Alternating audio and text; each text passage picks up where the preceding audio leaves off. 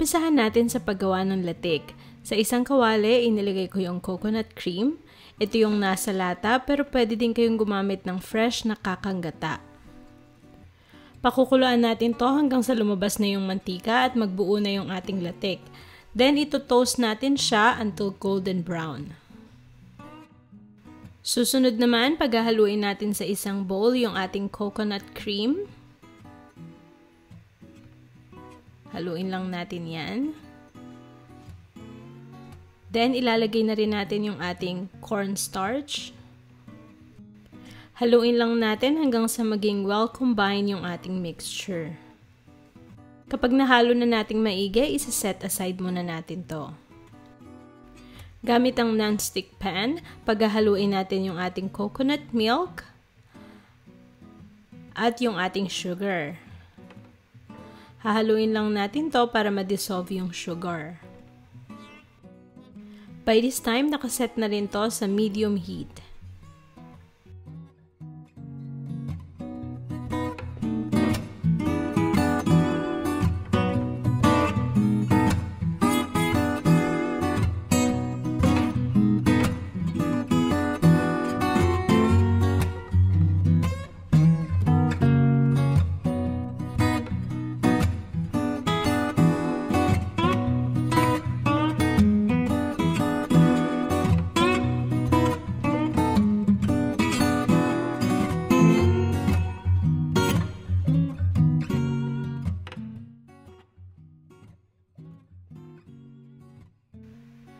Ilagay na rin natin yung ating cream corn. So, 1 can ng cream corn yung ginamit ko para sa recipe na to. Then, hahaluin lang natin ulit.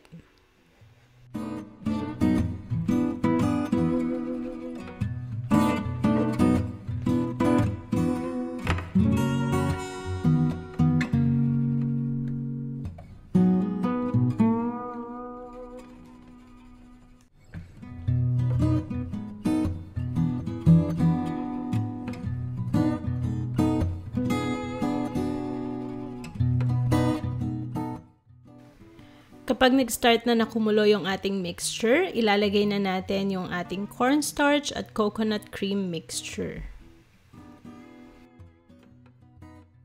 Haluin lang natin at hayaan natin itong kumulo hanggang sa maging thick yung consistency ng ating Maja Blanca.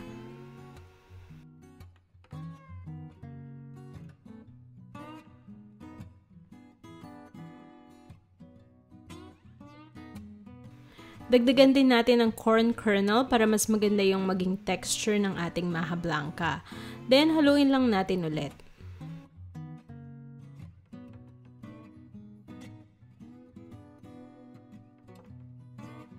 Ito yung consistency na gusto natin para sa Maja Blanca. Mapapansin nyo, very thick na siya.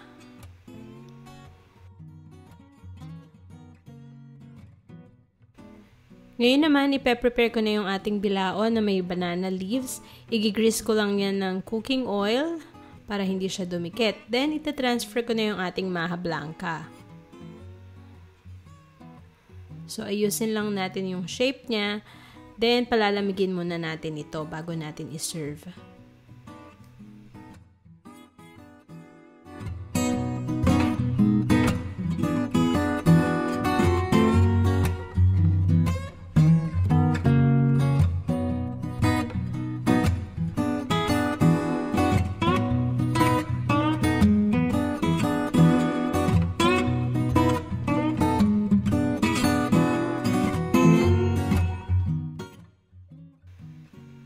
Ngayon naman, lalagay ko na yung ating latik, yung ginawa natin kanina. I-sprinkle lang natin yan sa ibabaw ng Maja Blanca.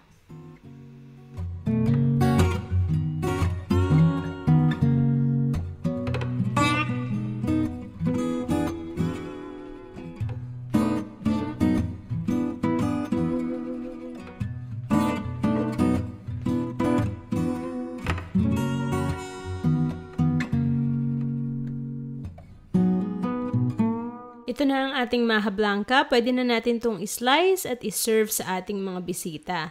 I hope nagustuhan nyo itong recipe na to. Napakasarap at napakadali lang. Try nyo itong recipe na to at makukuha nyo yung full recipe sa aming website. Visit us at www.pagkaingpinoytv.com. I-try na natin tong Maja Blanca. Napakasarap nito, guys.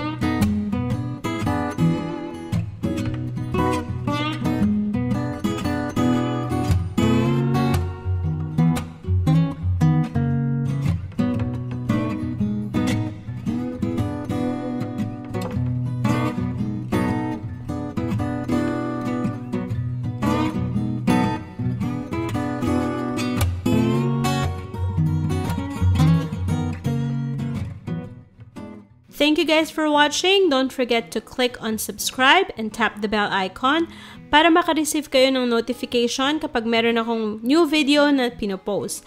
At mag-follow din kayo sa aming Facebook page at Instagram at Pagkaing Pinoy TV1. See you next time, guys! Bye!